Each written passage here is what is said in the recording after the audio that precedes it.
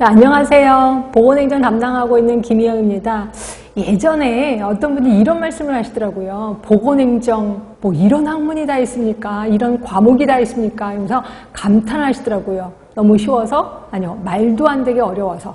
그러셨던 분이 1년 공부를 딱 하고 나서 제일 쉬웠던 게 보건행정이다 라고 얘기를 하시더라고요. 결국 그분은 보건행정 만점을 받으셨습니다. 자, 이게 뭔 소리냐면요. 보건행정은 진짜 어려워요. 왜? 우리가 평상시 사용하지 않는 용어들이거든요. 네, 근데 정말 신기한 게 그거 기준을 딱 넘어가면, 그 한계를 딱 넘어가는 순간 너무 쉬워집니다. 왜냐면 문제를 항상 꼬지 않고 있는 그대로 문제를 내거든요. 그래서 외우시기만 하면 돼. 아니면 이해만 하면 돼. 그러면 언제든지 문제를 쉽게 풀 수 있다라고 보시면 돼요. 그래서 그럼 그러려면 어떻게 해야 돼요? 열심히 하시면 됩니다. 그래서 보건행정은 수업 시간에 졸지 말고 딴 생각하지 마시고, 그죠? 그래서 깊이 관여를 하면 그 다음에 어느 순간에 문을 활짝 열리면서 와, 보건행정 쉽다라는 걸 느끼게 될 겁니다.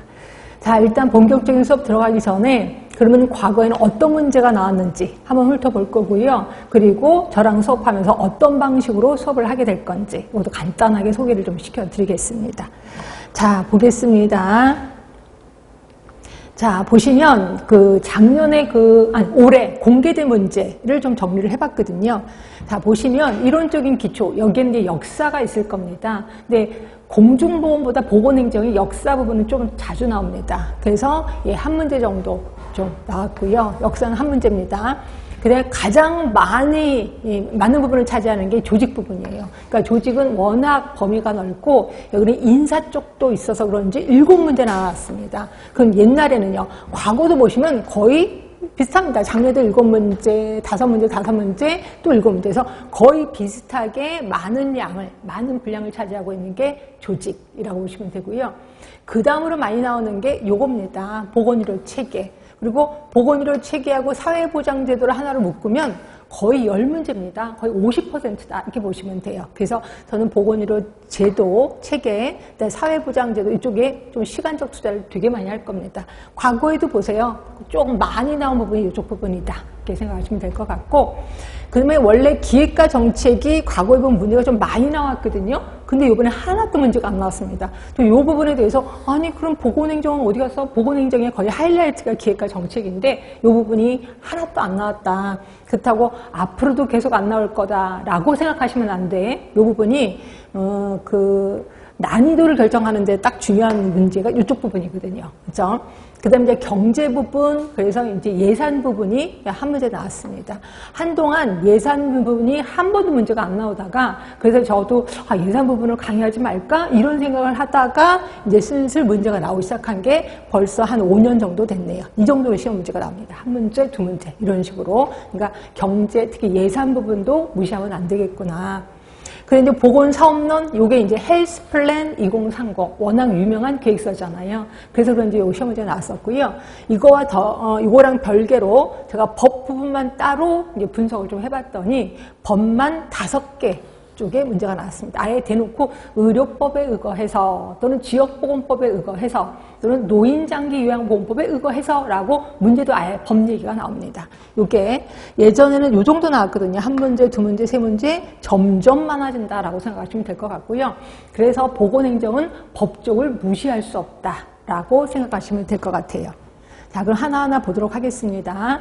자, 이론적 기초에서 제가 여기 이제 노란색 글씨가 있을 거예요. 이게 이제 2024년도 올해 나왔던 문제다 이렇게 보시면 되고요. 자, 역사, 특히 한국의 역사 부분이 시험 문제에 나왔었고, 예전에는 공중보건의 의미, 앤더슨 모형, 보건행정의 특성, 그러니까 보건행정인데도 불구하고 공중보건의 의미가 이제 시험 문제 좀 나왔었고, 그 다음에 앤더슨이라는 사람은 자주 나옵니다. 앤더슨의 공중보건 사업의 3대 수단. 그 다음에 보건행정의 범위, 이런 것들이 시험 문제 좀 나왔었거든요. 근데 올해는 한국의 역사, 이 부분이 시험 문제 나왔었다. 자, 보건행정의 조직, 아까 제일 많은 부분을 차지하는 곳이 이곳이라고 했는데, 자, 여기 비공식 조직의 특성. 그래서 제가 수업할 때도 대부분 공식 조직이 있고 비공식 조직이 있는데 어떤 부분이 시험 문제 많이 나오냐면 비공식 조직이 시험 문제 많이 나온다라고 했는데 이것도 역시 우리의 예상을 뒤엎지 못했었습니다. 그대로 나왔고요. 그 다음에 델파이 기법이요. 워낙 유명한 델파이 기법. 그래서 스와트 분석도 중요하지만 스와트 분석도 자주 나옵니다. 근데 올해는 요거 대신에 델파이 기법 요게 나왔다 하시면 될 것 같고, 그 다음에 이제 맨날 보건복지부 소속기관 이런 걸 물어보다가 올해는 질병관리청의 소속기관을 물어봤습니다. 그죠? 그래서 이것 때문에 헉 하는 분도 계셨을 거야. 근데 우리 책에서는 질병관리청 소속기관에 대해서 아주 법 얘기를 하면서 제가 자세히 써드렸던 기억이 납니다. 자세히 알려드렸던 기억도 나고요. 그게 이제 예상을 좀 맞았다라고 보시면 될 것 같고, 그 다음에 지역보건법에 의한 지역보건의료기관, 우리 구구단 외우듯이 외웠었던 거 기억나실 거고요. 그 다음에 의료법에서 의사, 치과에서 한의사가 개설하는 의료기관이 있거든요. 이 중에서 한의사가 개설하는 의료기관의 종류를 묻는, 결국 의료법 얘기가 시험에 나왔다는 거죠. 그 다음에 이제 그 관리에, 그러니까 인사에서 관대화 경영, 이거 뭐 누워서 떡 먹기죠. 예, 이쪽 부분이 좀 시험 문제에 나왔었다 하시면 될 것 같고, 그 다음에 보건교육에서 버즈 세션, 일명 66학습법, 네, 들어보셨을 겁니다. 이 버즈 세션에 대해서 시험 문제가 나왔었다. 그래서 이거는 워낙 공중보건을 공부하셨던 분이라면 버즈 세션, 그거 누워서 떡 먹기다라는 생각이 드실 겁니다. 하여튼 이런 것들이 조직 부분에서 좀 나왔고요. 자, 그 다음에 보건의료 체계 쪽에서는, 자, 단골 문제가 이겁니다. 보건의료 서비스의 사회경제적 특성. 그래서 이거는 제가 수업 시간에도 누군가가 옆을 딱 찔렀을 때 물어보면 빨리빨리 대답이 나올 수 있도록, 즉각적으로 대답이 나올 수 있도록 외우셔야 된다라고 했고요. 이게 이제 단골 문제. 역시 올해도 나왔습니다. 그 다음에 국민보건서비스형, 그래서 NHS, 그 다음에 요거와 비교해서 NHI. 우리나라형, 요 NHS하고 NHI를 비교하는 이제 문제가 좀 나왔었고요. 그 다음에 요 문제가 자꾸 나오더라고요. 보건의료 자원이요. 보건의료 자원 하면은 우리 모두 4개인 건 아시죠? 인력, 시설, 자원, 그 다음에 지식까지 요 4개인데 그게 뭐냐? 보건의료 자원에 대해서 물어보고, 또 자원에 대한 평가 요소 요걸 또 물어봤고, 그다음에 이 중에서도 이제 공공재원에 대해서도 물어봤거든요. 하여튼 요 부분이 시험 문제에 나왔었습니다. 그 다음에 보건의료 서비스의 사회경제적 특성만큼 자주 나오는 게 요거죠. 마이어가 제시한 양질의 보건의료. 그래서 우리 일명 앞전에 따서 접질지효율성 외우셨을 거예요. 그거를 물어보는 아주 쉬운 문제가 나왔습니다. 요거는. 자, 그 다음에 사회보장 제도로 들어가시면서 노인장기 요양보험 요게 나왔습니다. 그래서 노인장기 요양보험에서의 본인 일부 부담금. 네, 우리 이거 수업 시간에 엄청 많이 쓸 거예요. 그래서 이 부분이 나왔고요. 그 다음에 여러분을 조금 당황하게 했던 게 이걸 겁니다. 평생 사회 안전망. 예, 이게 이제 법 얘기거든요. 예, 거기에 평생 사회 안전망을 쭉 나열하고 이거는 무슨 제도이냐 이런 거였었어요. 근데 이거 처음 보신 분 많을 겁니다. 그래서 이거 때문에 좀 힘들었겠구나라는 생각이 들었고요. 그다음에 의료급여제도, 이건 의료급여법에 나와 있는 의료급여제도 우리 충분히 연습을 했기 때문에 이것도 답 쓰는 건 그렇게 어렵진 않았을 겁니다. 자, 그 다음에 기획과 정책에 대해서는 한 번도 이번에는 문제가 안 나왔다라고 했는데 예전에는 이런 문제들이 좀 많이 나왔었습니다. 비용 편익 분석, 비용 효용 분석 이런 것들이 나왔고, 말도 안 되게 올해는 비용 편익 분석이 어디서 나왔어요? 공중보건에서 시험 문제가 나왔습니다. 그렇죠? 그래서 아니 보건행정에서 나올 문제 왜 공중보건에서 나왔어? 이렇게 생각할 정도로 이 부분이 공중보건에서 나왔다는 거고, 그 다음에 이거 도나베디안의 질평가도고 이거 워낙 단골 문제였었거든요. 근데 올해도 이거 나올 것 같았는데 안 나오더라고요. 그 다음에 이제 합리 모형, 최종 모형. 원래 기획의 거의 하이라이트잖아요. 이것도 이번에 시험 문제가 나오진 않았고, 그 다음에 우선순위 원칙에서 우리 블라이언트, BPRS 공식 기억하시죠? NIBP, 황금 다이아몬드 방법 이런 것들이 과거에 기출이 됐었다. 근데 올해는 하나도 제출이 안 됐습니다. 그다음에 로이가 제시한 정책 유형을 대놓고 물어보는 문제도 굉장히 있었었는데 올해는 나오진 않았다. 자, 다음 이제 경제 쪽입니다. 경제 쪽에서는 예산의 원칙이요. 얘는 뭐 워낙 단골이잖아요. 그래서 예산의 원칙은 당연히 외워야 된다. 특히 구구단 외우듯이 외우라고 했었던 거 기억나실 거고, 이게 시험 문제 나왔었습니다. 자, 그거 말고 이제 이게 보시면 준예산, 그 다음에 예산 불성립 시의 예산의 종류. 그리고 이 중에서 의료비 증가 요인은 뭐 시험 문제 자주 나오는 거고요. 그래서 요거는 당연히 외우셨어야 되는 거고, 그 다음에 보건복지부 소관 기금에 대해서 또 작년인가요? 여기 한번 물어보는 문제가 나왔었을 겁니다. 그래서 예산에, 특히 경제에 대해서는 예산 쪽에 좀 포커스를 두시는 게 좋습니다. 근데 되게 많이 여러분들이 좀 힘들어 하셔서 하여튼 요거 설명할 때 제가 아주 천천히 진행을 좀 하도록 하겠습니다. 그 다음에 이제 보건사업론에는 당연히 헬스플랜 2030. 얘는 뭐 나올 게 나왔습니다. 헬스플랜 2030은 몇 년간 우려 먹을 겁니다. 워낙 중요하기 때문에. 그래서 올해도 또 시험도 좀 나왔다 하시면 될 것 같고, 요게 이제 건강증진이잖아요. 근데 건강증진과 양대 산맥을 이루는 게 1차 보건의료거든요. 그래서 예전에는 1차 보건의료에 4가지 A를 묻는 질문이 있었습니다. 그 다음에 역시 보건행정에서도 법정 감염병을 묻는 질문이 좀 나왔었거든요. 근데 올해는 나오진 않았습니다. 그 다음에 당연히 국민건강증진법 얘기가 나올 거고요. 근데 이것도 역시 올해는 나오지 않았다. 이렇게 보시면 될 것 같아요. 자, 그리고 그래서 아까 제가 법을 따로 분석을 했다라고 했잖아요. 자, 올해 의료법 나왔습니다. 의료법, 지역보건법. 얘는 워낙 단골이기 때문에 이건 좀 나올 법 했었고, 노인장기요양보험법, 그 다음에 사회보장기본법. 이게 문제입니다. 사회보장기본법을 제가 아예 따로 띄어서 나중에 시간을 내서 좀 집중적으로 좀 들어가야 될 것 같아요. 이 부분이 자꾸 시험 문제에 나오거든요. 사회보장기본법이. 그 다음에 의료급여법. 결국 의료급여법이나 노인장기요양보험법, 지역보건법, 의료법은 원래 단골로 좀 나옵니다. 그래서 좀 보면 되는데 이 사회보장기본법은 좀 우리가 깊게 들어가야 되겠구나라는 생각이 좀 들었습니다. 자, 총평하겠습니다. 여전히 단골 문제는 단골로 나옵니다.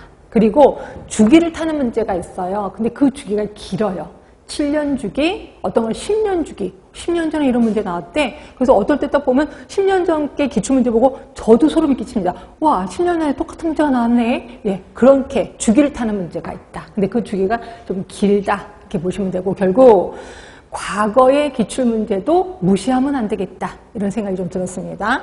그 다음에 처음 접하는 문제도 나옵니다. 이때 처음 접하는 문제가 대부분 법 얘기 쪽이 좀 나와서 이게 보건행정 하시는 교수님들이 법을 강의하시는 분이신가 보다라는 게 좀 감이 잡혔습니다. 결국 최근 5년 동안의 난이도를 보시면 물론 처음 접하는 문제도 있지만 전체적으로 보면 중하입니다. 중하. 그래서 아까처럼 이 보건행정이 무조건 어렵다고 생각하는 사람한테는 말도 안 되는 결정이라고 얘기하겠지만 아니야. 보건행정을 좀 공부하신 분들은 쉽게 나왔네. 그래서 답을 쓸 때도 쉽게. 근데 그 중에 하나만 좀 낯설다라는 생각이 좀 들 정도다. 이렇게 보시면 돼요. 그래서 이렇게 평이한 문제가 출제되었다라고 보시면 될 것 같고요.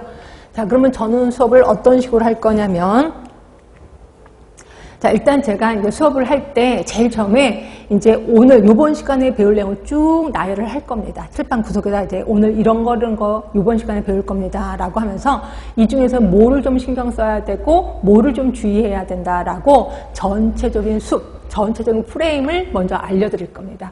이때는 책을 보진 마시고요. 그냥 머릿속으로 이렇게 보기만 하세요. 저를. 그래서 머릿속으로 정리를 하는 거야. 이런 걸 볼 건데 여기에는 뭐를 좀 신경을 쓰고 이런 거는 무시해도 되고 이런 걸 잘 전체적으로 한번 교통 정리를 좀 하시면 되고요. 그러고 나서 제가 책을 볼게요 라고 얘기를 합니다. 그럼 책을 보면서 제가 줄을 칠 거예요. 조금 전에 전체적으로 설명한 거를 다시 줄을 치기 때문에 2번 반복을 하게 되는 거죠. 그래서 구체적인 내용을 알기. 그 다음에 또 하나는 이제 이렇게 해서 했어. 그럼 이거를 또 빨리 상기를 시켜야 되거든요. 리마인더라고 해서 배운 것을 상기시키기, 어떻게 상기시키는 건데 제가 수시로 상기시킬 거예요. 그래서 아까 뭐 배웠죠? 아까 제가 뭐라고 했는데 누구였죠? 계속해서 물어볼 겁니다. 이럴 때 빨리 대답을 해주셔야 돼. 왜냐하면 암기라는 건요. 딱 외우고 1시간 뒤에 50%가 날아가 버리는 거 아시죠? 그러니까 날아가 버리기 전에 다시 한번 마인드를 시켜. 그러면 이게 좀 오래 갑니다. 결국 제가 요구하는 건 뭐예요? 우리 공부에 상식합니다. 그러니까 결국 보고 막 외우고 이런 게 아니라 상식처럼 머릿속에 자리 잡고 있는 거지. 그래서 누가 쭉 치려면 그거 아니야? 이렇게 용어가 튀어나올 수 있게끔. 이게 보건행정가의 마인드라고 생각하시면 됩니다. 그래서 자꾸 상기를 시킬 겁니다. 언제 상기시키냐면 수업 중 내내 상기를 시킬 겁니다. 그러니까 그때마다 대답을 잘해 주셔야 돼. 그 다음에 이제 공부를 하고 오시면 다음 주에 쪽지 시험이 기다리고 있을 겁니다. 근데 요번에 쪽지 시험을 대거 바꿨어요. 어떻게 바꿨냐면 기출문제로 다 깔아버렸습니다. 그래서 딱 보시면 아, 내가 외웠지만 한 이런 식으로 A 방식으로 외웠는데 아, 그게 아니라 B가 더 중요한 거구나 라고 알 수 있게끔 결국 나의 약점을 확인하기 위해서 쪽지시험을 볼 겁니다. 그래서 쪽지시험 이제 보기 때문에 좀 일찍 오셔서 쪽지시험을 좀 하셔야 되고 답도 정답은 항상 세 번째 시간, 그러니까 제가 하루에 3강을 하잖아요. 세 번째 시간 처음 수업 들어갈 때 제가 정답을 알려드릴 거고 이때 해석도 해드릴 겁니다. 자, 그러고 나서 모든 본 수업이 끝났어. 그러고 나서 이제 빠이빠이 하는 게 아니라 애프터 서비스 들어갑니다. 어떻게 들어가냐면 여러분들이 이제 수업이 다 끝나야 돼. 이거는 이제 3개월 다 끝나고 나면 그 다음에 저한테 개인 메일을 좀 보내주세요. 메일 주소를. 그럼 제가 개인 메일 주소로 자 30회, 그러니까 1회에 10문제가 있습니다. 10문제를 여러분들 보내드릴 겁니다. 한 번에 보내드린 건 아니고 일주일에 한 번씩 보내드릴 거야. 그럼 여러분들은 문제를 보고 답을 1번의 정답은 몇 번, 2번의 정답은 몇 번이라고 저한테 보내주시면 제가 3번 틀렸습니다, 5번 틀렸습니다 라고 이제 다시 답변을 드릴 겁니다. 그럼 여러분 또 3번 다시 답을 달아서 다시 저한테 보내주시는 거죠. 이렇게 왔다 갔다 한다 그래서 이걸 메일링이라고 하는 거고 메일링 퀴즈를 30회 드립니다. 그렇죠? 어떤 분은 30회를 한꺼번에 주세요. 그런데 절대로 그렇게 못합니다. 일주일에 한 번씩 저희가 보내드릴 거고요. 자, 그리고 나면 실력 유지는 어떻게 해야 될까요? 자, 여기 우리 책에 보신 QR코드 있거든요. QR코드를 찍으면 거기에 또 제가 거기서 강의하고 있을 겁니다. 그래서 혹시라도 이쪽 분이 잘 모르겠는데 기억이 안 나는데 QR코드 찍으면 거기서 또 다시 제가 실시간으로 강의하는 거 동영상을 볼 수가 있으니까 그거 보시면 되고 그 다음에 제가 이제 쪽지 시험 하면서 파이널 테스트 겸 가로놓기를 거기다 또 집어넣을 거예요. 가로놓기의 단어는 꼭 기억을 해 두시라고. 그런 걸 갖고 실력을 유지하도록 해야 된다라고 보시면 돼요. 자, 이렇게 함에도 불구하고 궁금한 게 있을 거예요. 물론 실강 듣는 분들은 그때그때마다 오셔서 저한테 물어보시면 되는데 저는 동영상 듣는데요. 그러면 질문할 수 있는 방법이 없을까요? 네, 그럴까 봐서 준비했습니다. 우리 학원에서 운영하고 있는 진동 카페, 그 네이버 카페 들어가셔서 이제 진동 카페에 들어가시면 거기에 제 이름이 있습니다. 김희영의 전공 해결이라고 있습니다.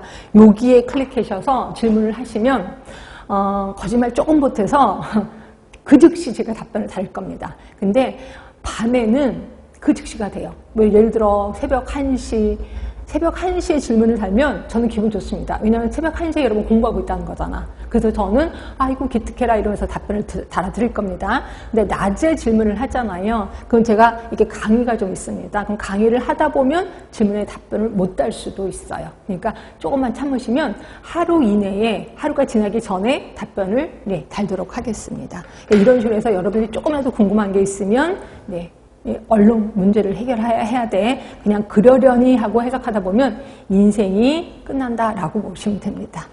자, 그럼 본격적으로 우리 수업 들어가도록 하겠습니다.